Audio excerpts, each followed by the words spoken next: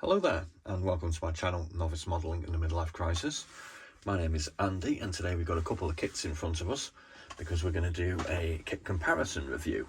The first one, we've got a PM model PM-209 Fokker D.21, and the second one is a Special Hobby 172 SH72500 Fokker D21 against the Messerschmitts, and both of these contain one single Fokker D21.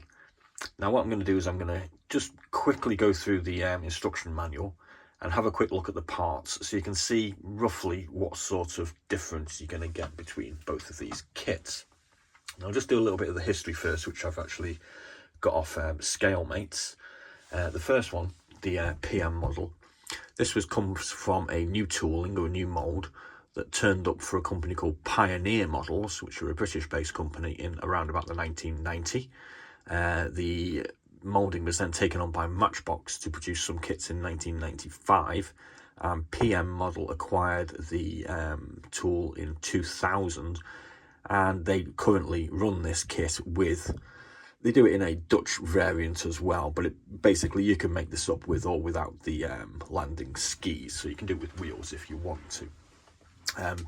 This kit comes with both Dutch and Finnish markings for the aircraft itself.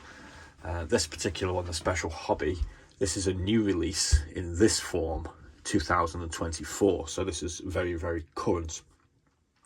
It did have a previous release in 2012.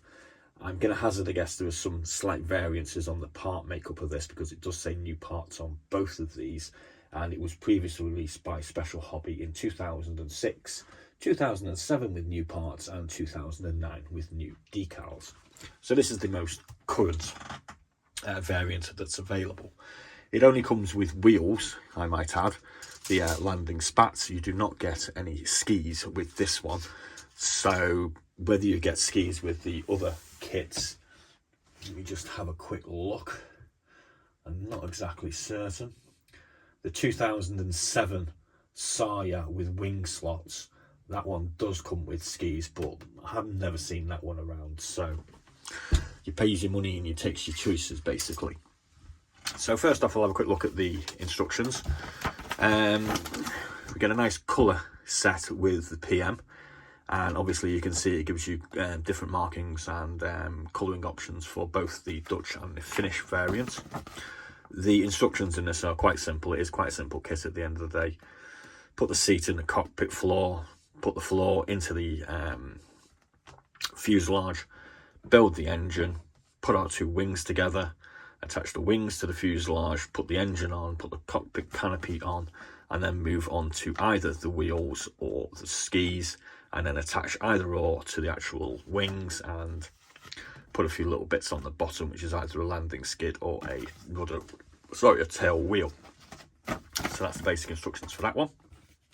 The Special Hobby is a little bit more complicated. Again, you get a nice colour diagram so you can map out your colour scheme accurately. It's quite interesting. I didn't realise that the Dutch use this brown undersurface, which is kind of odd. That'd be quite obvious from the air. It also comes with a captured German variant as well, because obviously the Germans probably captured a couple of these after the capitulation of Holland. So the instructions, let's just see whether they continue. No, it's just 4 basic pieces. Oh no, there we go. Right, so the instructions, you get a full-on sprue diagram telling you exactly what parts you get. You get some photo etch, and you get a bunch of resin parts as well. Some people maybe like resin, some people don't. But this comes with the either or option. It does appear, so you can use either the resin parts or just standard sprue ones. But obviously you're probably paying a little bit more just to get the resin, so you might as well use it. So the first section is basically putting the cockpit interior together, which is basically what you're getting with the resin pieces, and then you're going to move on to putting the main fuselage together, putting the wings on, building your engine, putting your machine guns in, doing your fixed undercarriage wheel spats, attaching the tail together, putting your cockpit cover on, putting your wheel spats on the fuselage wings. And then we've got this piece here, which is a build it yourself. It appears a cockpit canopy. Don't think I'll be going down that road, I've got to be quite honest with you. And then basically add it on, and it's all completed, bish bash bosh, and you get one of those. So this is obviously a very more complicated kit, and probably not great for the hands of someone like myself, who actively describes himself as a novice who makes kits badly. So let's have a quick look at the parts. As we can see, we've got the fuselage section of the PM on this side, and we have panel lines on it, but they are raised. You can hear my nail just going over them there. This being the better kit, the Special Hobby. Again, we've got the correct panel lines, but they are recessed. We're also getting a whole load of rivet marks on this as well, and we get this sort of ribbed effect on the fuselage as well, which is kind of notable on the box art here on the PM, but is suspiciously absent on the actual kit itself. So that's not exactly great, I don't think. So looking at this, we're definitely getting a positive score on the Special Hobby as compared to the PM. As you can see, you do actually get a detailed cockpit floor. It comes with this, with pedals and some sort of tubes on it. The cockpit floor off the PM is basically blank. The engine, we can see here we have slightly more detail, I would say, on the engine itself. The PM, by contrast, is a little bit more basic, but there is some detail there. The wheel spats, let's have a quick look at those. Not too dissimilar, but you are, again, you're getting more detail on this. You can actually see some sort of lines where the panels are actually excuse me. Excuse me. So yeah, so you're getting slightly more detail on the spats, but I wouldn't say that's noticeably so. Let's just move on to the wings, because these are obviously quite an important feature. The wings, as you can see on the PM, panel lines again, but most definitely raised, and we have a little bit of a sort of moulding defect and blemish here, where the panel lines seem to have been eroded as well. So that's not exactly brilliant, but never mind. By contrast, the wings on the Special Hobby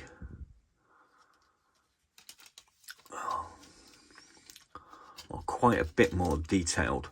I mean, there doesn't actually appear to be really any sort of aileron surface going on this PM either, which you can quite clearly is actually on the Special Hobby. You're also getting some access panels here as well, so I'm going to hazard a guess that they're possibly for the main armament, for reloading. This undersurface of the wing here. Oh, sorry, that should have been on that one. That one is that one. Yeah, so again, you can see there's not much of an indication of the ailerons. You can actually see quite a fake line there, but it's definitely more pronounced on the Special Hobby. The undersurface of the wings. On the Special Hobby, again, we've got much more pronounced ailerons. We've got little access panels here. And yeah, it's definitely more detailed. End of story. So what we're going to move on to next, we'll move on to the extra parts that come with the Special Hobby. So this one comes with a full-on, highly detailed cockpit interior, which you can actually do this either way. You can build it with the standard sprue parts. That's the floor there, or you can utilize this rather nice looking resin piece. I'm kind of guessing this just fits in as it is. It certainly appears so when I've tried to mount it to the fuselage itself, like so. Seems to fit in quite snugly though. I'm kind of guessing you might have to do a little bit of sanding off there. We get these two side panels as well, which have a whole load of interesting features and details. I'm kind of thinking that maybe you have to actually remove the back of this. I'm not exactly certain, doesn't really say that much in the instructions. I think that might be a little fire extinguisher there, maybe. So you get a whole load of interesting detail to look at on the interior.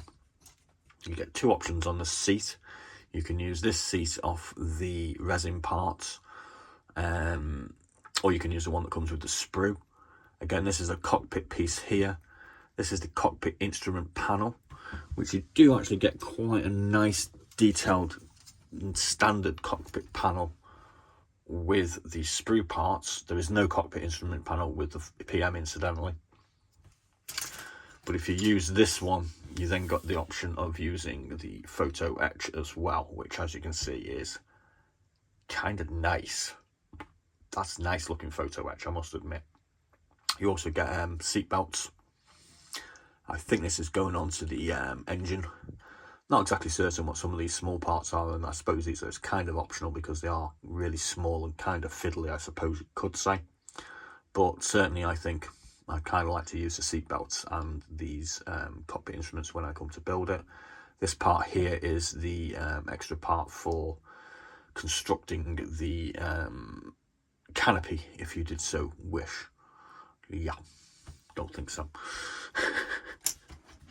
So that's pretty much it. It's kind of basic, I realise, but you know, this does actually kind of look a lot nicer. Now, down to the important thing, which everybody thinks of, which is price. Stop throwing parts away. The PM model on eBay generally goes with postage for around about the sort of £10 to £15 mark. That's the price you pay for that particular one. It's a kit at the end of the day. It's kind of okay. It's not brilliant. The special hobby on eBay at the moment is $21.95 that I can find from two different suppliers. You can actually get it slightly cheaper than that from somebody else for $19.95 offline. So it generally goes sort of around about the £20 to £22 mark with the postage. So, I mean, you're probably going to pay another £10 to £7 for this one over this one. But, you know, depending on whether you want to go down the road of really high detail on your interior, well, obviously that's going to be the one to go for. If you do want something more simple, maybe the PM is the one to go for. However, you can actually build this one quite simply as well by not using all of these rather nice interior detail parts, which are resin. So you do actually have the option to go two ways. You can go high detail or you can go a little bit more basic. Kind of interesting way of doing it. I kind of like it. So there we go. There's our little kit comparison review to the day. I'm actually going to be building this one currently. I mean, obviously you may watch this in 6 months and may not know what I'm talking about. I'm actually building 3 Finnish aircraft because I'm looking at Finnish aircraft. I'm going to be looking at Dutch aircraft in probably a month or so I may get around to building this one then. And there's plenty of other things to look at on my channel, including haul unboxings. We're looking at a guy called Mikey who I went to visit his stunning collection of 5,000 model kits. And we've got the regular sort of what's in the box reviews, of which there's about 150 on the channel, and a selection of sort of build views and me just rambling on to the camera. So please do like and subscribe. Please do check out some of our other vids. And as always, be seeing you.